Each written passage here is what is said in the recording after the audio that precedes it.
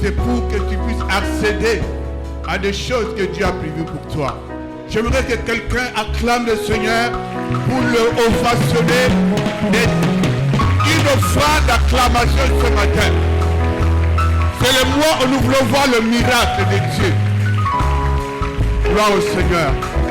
Merci. Merci.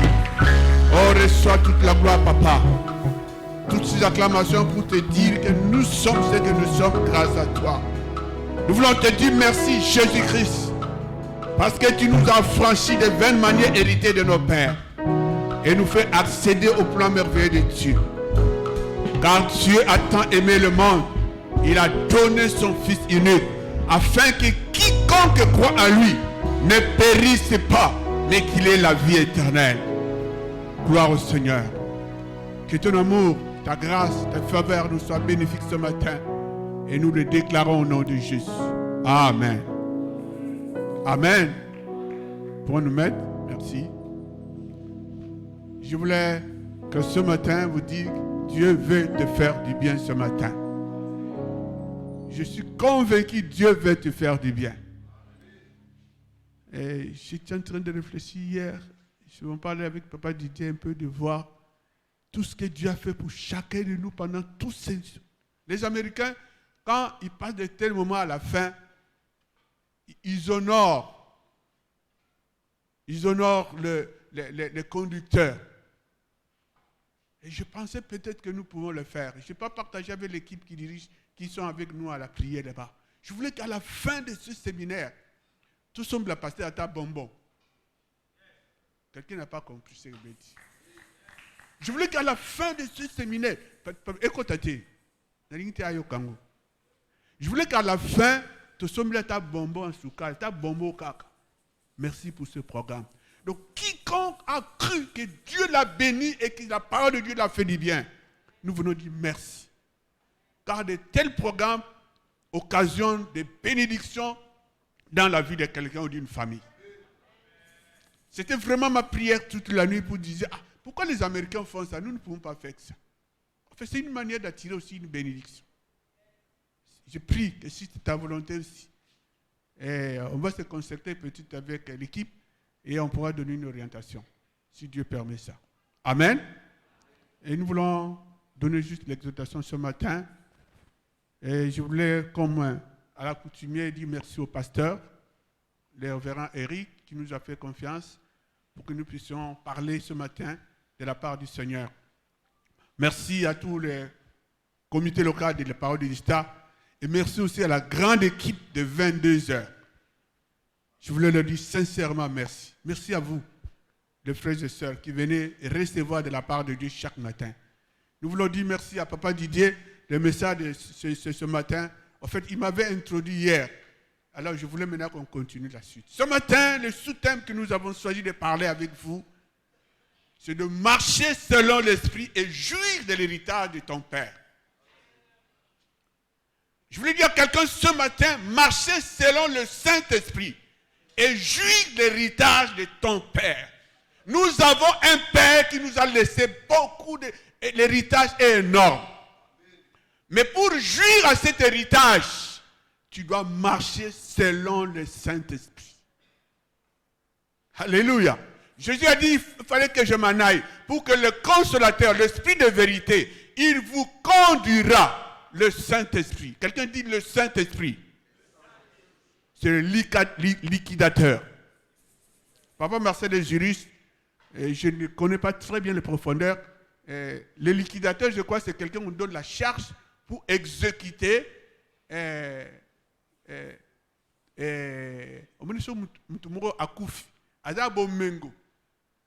héritage naïe. Aponi liquidateur mobo mutu akokabola na moko azwa par naïe. Amen. Quelqu'un comprend ce que je dis?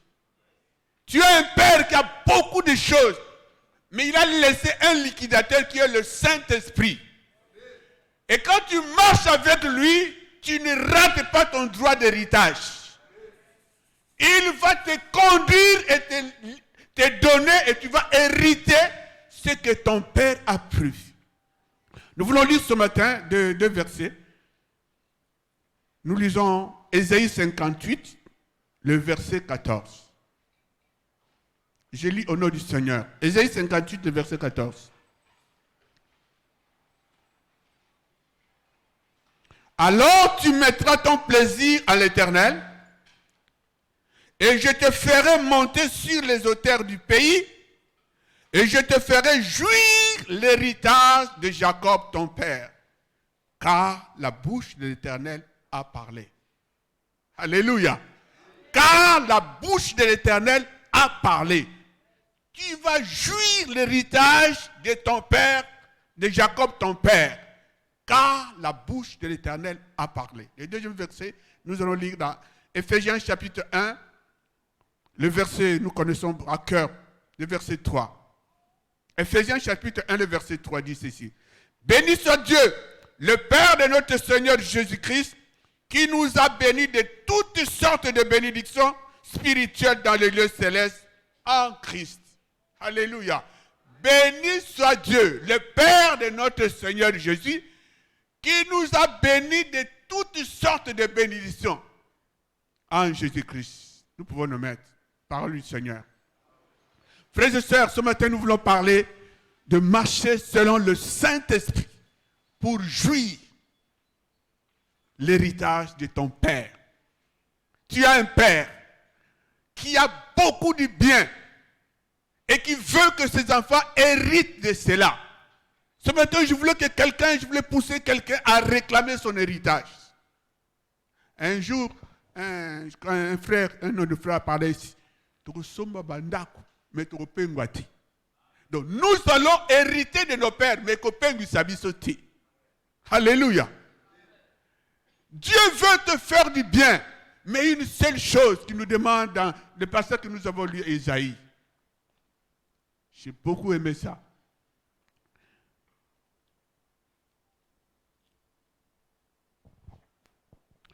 Alors tu mettras ton plaisir à l'Éternel. C'est la part de l'héritier. Dieu t'a déjà béni. Il y a beaucoup de choses que Dieu nous a bénies. Peut-être que nous ne connaissons pas. Peut-être que nous ne voyons pas. Il y a un testament pour toi.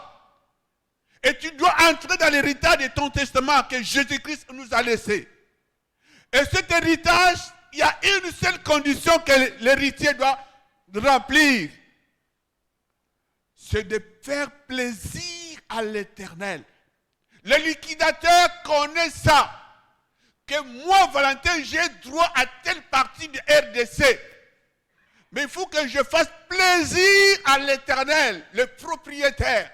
Et dans ce testament, il est écrit, quand je lui ferai plaisir, il me fera monter dans les hauteurs de ce pays. Le pasteur a dit que cette église a une histoire avec la nation congolaise. Avant, je ne croyais vraiment pas ça. Et tout ça. Et c'est ministre Mwako Bima, premier ministre Mwako Bima, je commence à comprendre ça. Je commence à témoigner ça. Dieu a fait hériter l'histoire une partie du Congo. Et nous devons écrire l'histoire de cette partie du Congo.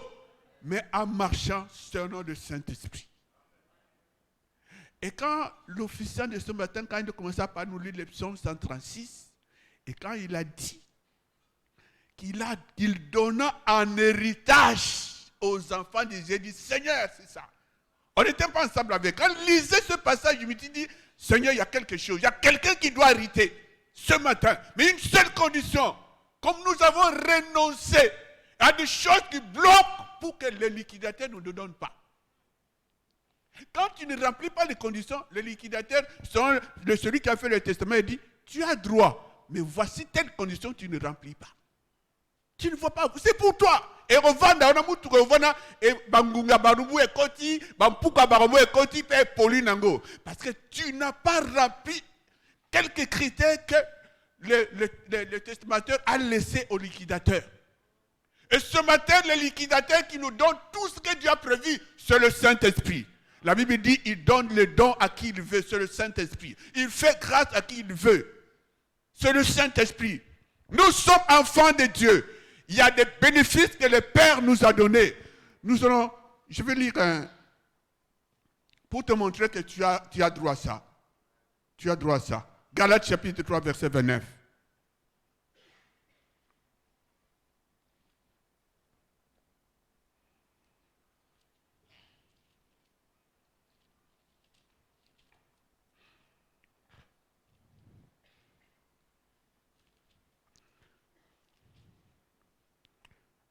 Galates chapitre 3, verset 29 dit ceci.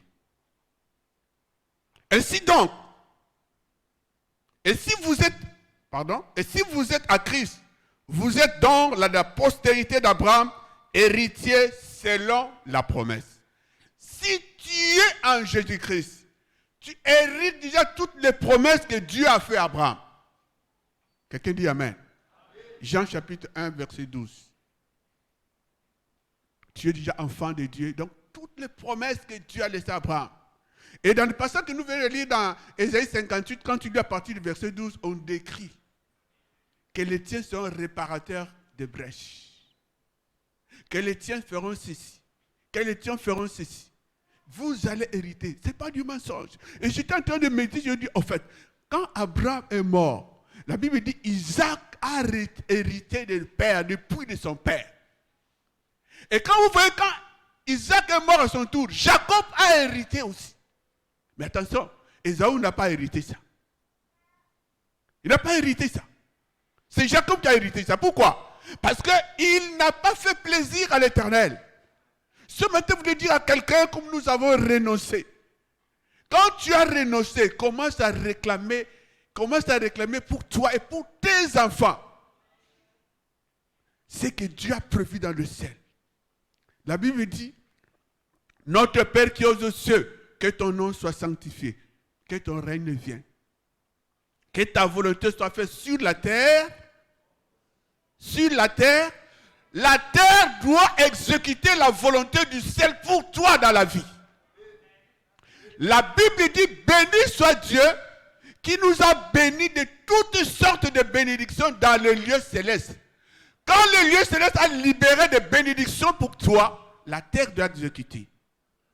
La Bible déclare, le Saint-Esprit inaugure une ère nouvelle dans la vie de celui qui a Jésus-Christ. Et dans ce programme, nous voulons voir le miracle dans la vie de quelqu'un pour qu'il bénisse Dieu, pour dire que ta parole est vraie. Alléluia. Je voulais donner un témoignage, c'est un peu peut-être, ça va surprendre papa Marcel. Quand papa Marcel était malade, vous savez qu'il était mort. Quand on était parti à l'hôpital avec ma femme, on a prié. Il y a plusieurs raisons que Dieu l'a guéri. Plusieurs raisons. Mais Dieu m'avait parlé personnellement, je crois que je l'avais déjà dit. Une des raisons que Dieu l'a guéri, c'est à cause de son enfant. Personnellement, à l'hôpital, Dieu m'a dit, quand nous sommes partis à la même, il dit, voici ce que Dieu m'a dit, je ne comprends pas. Dieu m'a dit à cause de la foi. Vous vous rappelez, un jour, cet enfant avait prêché sur un certain 25 décembre. Je ne connais pas quelle année. Ceux qui sont dans l'église connaissent. Il avait fait une très belle prédication dans cette église. De le black exam, il y a des serviteurs. C'est quoi? C'est là où les pasteurs ont compris qu'à l'Écodim, il y a des serviteurs et des servantes du Seigneur. Bénissons nos enfants qui sont à l'Écodim. Investissez aux héritiers de l'Alliance. Un héritier de l'Alliance, Dieu peut se souvenir à cause de l'héritage que Dieu a prévu pour lui. Dieu peut me sortir, même moi, des parents, à cause de l'héritier. Je te prie, si tu es parent ce matin, commence à bénir tes enfants. Investissez sur la vie spirituelle, pas matérielle des enfants. Dieu m'a dit clairement, à cause de ses enfants, son enfant, je vais le guérir. Et vous imaginez cet enfant là où il est. Aucune n'a pas pour être ceci. Parce qu'il a vu le miracle de son père. Il a vu le miracle de son père. J'exhorte quelqu'un ce matin à investir pour des choses d'abord spirituelles dans la vie des enfants. Je prie que nous prions pour nos pasteurs qu'ils investissent à cette église des choses spirituelles qui vont libérer les choses matérielles. Car ce qui est dans l'esprit libère des choses qui sont dans le monde invisible deviennent visibles. Je parle à une maman ce matin que tu as le pouvoir de bénir tes enfants et de changer et de leur hériter l'héritage. Clairement, j'avais entendu cette parole et j'ai cru à cette parole. J'exhorte un frère ce matin Je ne vais pas parler. Si je cite le nom de quelqu'un, il dit papa, ça, le meilleur des frères. Non, peut-être. Les jeunes frères, je vous conseille et je vous supplie, priez la grâce de Dieu. Et les jeunes sœurs, pour que Dieu vous donne un partenaire ou à Panza. Parce que la Bible dit, dans la fin des jours, dans la fin du temps, les jours seront mauvais. Vous vous imaginez, bon, je vais parler de la... Non, il y a des choses qu'on ne doit pas parler en chair. Alors, je t'exhorte pour que quand tu seras dans ce moment-là, le partenaire comprend la mission que tu as, parce que vous avez l'héritage, et qu'il se mette à une œuvre semblable pour que les choses que Dieu a prévues dans la promesse divine, qu'il réclame ça. Quand il va commencer à réclamer, Dieu comprend que tu as compris de quoi vous devez être hérité parce que vous marchez selon le Saint-Esprit. Dieu sera obligé d'obéir à sa propre parole. Quelqu'un dit Amen? Je répète, les jours sont très mauvais. Et les partenaires savent les promesses que Dieu leur a données. Et quand le moment des temps durs seront, l'un des partenaires va réclamer à Dieu, nous as dit clairement ça. Et Dieu est obligé, comme il n'est pas le fils de l'homme pour se repentir, Dieu sera quoi? Va accomplir sa parole. Et vous et les enfants, vous allez jouir d'héritage. Quelqu'un dit héritage. Je dois jurer de mon héritage. Dieu n'est pas un menteur. Nous n'avons pas un père fainéant. Moi, je dois jouir de l'héritage de mon père. Mes enfants doivent jouir de l'héritage de mon père. Je dis à quelqu'un ce matin, Dieu a prévu déjà pendant ce séminaire-ci un mécanisme pour que tu jouisses. Il te demande seulement une seule chose. Comme papa disait hier, David a fait plaisir à la chair. Il a fallu rater la succession même des choses. Or, Dieu, dans la divinité de Dieu, avait déjà prévu que tes enfants hériteront le royaume. Vous voyez, Dieu a déjà arrêté ça. Mais quand il a commis ça, la royauté était en danger. Et quand il a marché selon l'esprit, l'esprit l'a retourné ce que le diable voulait voler parce que l'héritage. Parce que le liquidateur a compris que David est rentré dans le chemin de la liquidation qui devrait bénéficier de ses enfants. C'est pas le trône de David. Ne pouvait pas manquer. Ce matin, je voulais encourager quelqu'un à entrer dans une vie de profondeur avec le Saint-Esprit, qui connaît les pensées divines de Dieu, et qui connaît là où même toi-même tu ne connais pas, et qui ont le Saint-Esprit en train de regretter comment telle personne vit une telle vie. J'encourage quelqu'un à chercher la foi du Saint-Esprit, à marcher selon l'Esprit. Il y a des choses que toi, tu pleurichais hier, tu ne vas plus pleurer. Hier, peut-être tu mangeais les miettes qui étaient à la table, comme maman Véro nous avait dit, mais tu seras enfant sur la table. Ce matin, je voulais dire à quelqu'un, ce que je parle ce matin, c'est à quelqu'un qui est enfant de Dieu. Si tu n'as pas encore donné ta vie à Jésus-Christ, ça ne te concerne pas. Parce que le Saint-Esprit ne révèle qu'aux enfants qui ont droit à l'héritage. À l'héritage. Et tu es enfant de Dieu.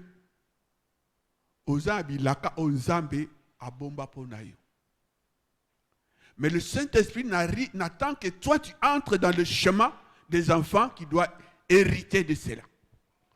Et ce matin, je voulais t'encourager à chercher la face de Dieu.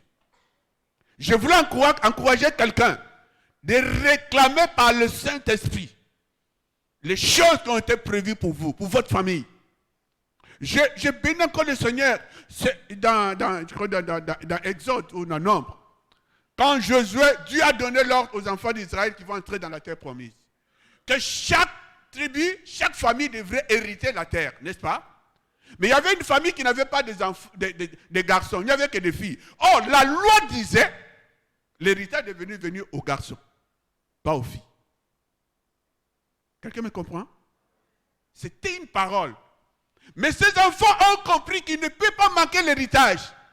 Ils ont réclamé, ce sont des filles. Ils sont partis voir Josué et dit, non, même si nous n'avons pas de garçons, mais notre papa a travaillé, l'héritage de nos pères ne doit pas être gaspillé. Ils ont réclamé et quand ils sont partis prier, j'exhorte une femme, même si on te dit que dans votre famille vous n'avez pas droit à ça. J'exhorte une maman, j'exhorte un enfant. La prière va te rendre ce que le monde veut te faire refuser. La prière. La Bible dit ces enfants ont prié, ils sont partis voir les liquidateurs. Dieu dit, elles ont raison. Donne-le leur part de la terre. Je veux dire à quelqu'un, tu as raison. Si tu réclames selon la voie, selon la logique du Saint-Esprit, Dieu va dire à nos liquidateurs, Dieu va dire au président Félix, Dieu va dire à l'armée congolaise, Dieu va dire à la famille d'elle, Dieu va dire que celui-là ne le touchez pas, parce que c'est celui qui va vous rendre, vous faire entrer dans l'héritage, c'est cet enfant-là. Et je voulais dire, c'est toi. Nous voulons prier. Nous voulons prier. Je voulais que tu prennes la position, nous voulons entrer dans l'héritage. Et tu vas prier.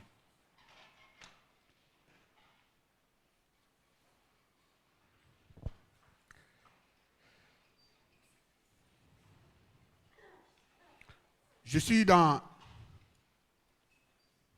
Isaïe 58. L'Éternel, verset 11, l'Éternel sera toujours ton guide. Je voulais dire à quelqu'un, ton guide, ce sera toujours l'Éternel. Il est un Dieu d'alliance, il ne changera pas. Il rassasiera ton âme dans les lieux arides. Il te redonnera de la vigueur à tes membres. Tu seras comme un jardin arrosé, comme une source dont les eaux ne tarisseront point. Les tiens, rebâtiront sur les anciennes ruines. Je voulais dire, si ça ne marche pas, rebâtir. Tu relèveras les fondements antiques. Je voulais dire à quelqu'un, c'est toi qui vas relever les fondements antiques. On t'appellera réparateur de brèches. Je voulais dire à quelqu'un ce matin, ton nom change. Tu deviens réparateur de brèches. Et si tu as aussi maté,